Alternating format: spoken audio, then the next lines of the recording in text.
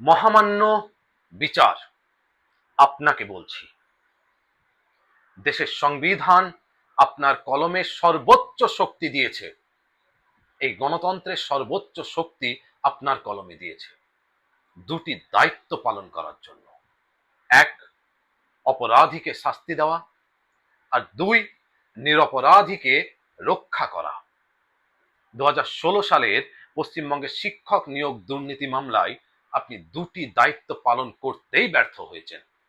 প্রথমত, যে সকল নেতা মন্ত্রীরা এই চাকরি চুরি করিয়েছে, অর্থাৎ যারা অপরাধী, সেই অপরাধীকে আপনি এখনো পর্যন্ত শাস্তি দিতে পারেননি, এটাই বাস্তব। দ্বিতীয়ত, নিরপরাধ সেই সকল 19,000 যোগ্য শিক্ষক শিক্ষিকা এবং শিক্ষাকর্মীরা যারা সম্পূর্ণ পড়াশোনা করে যোগ্যতা বলে চাকরিটা পেয়েছিল, তাদেরকে আপনি রক্ষা করতে পারেননি। শুধু রক্ষা করতে পারেননি তা নয়, উপরন্তু আপনি সেই সকল নিরপরাধ শিক্ষক শিক্ষিকা এবং শিক্ষাকর্মীকে শাস্তি দিয়েছেন।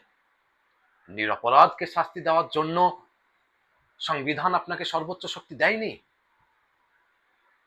যদি এমনটাই চলতে থাকে, তাহলে একটা সময় শুধু বিচার থেকে যাবে, মহামান্য থাকবে না।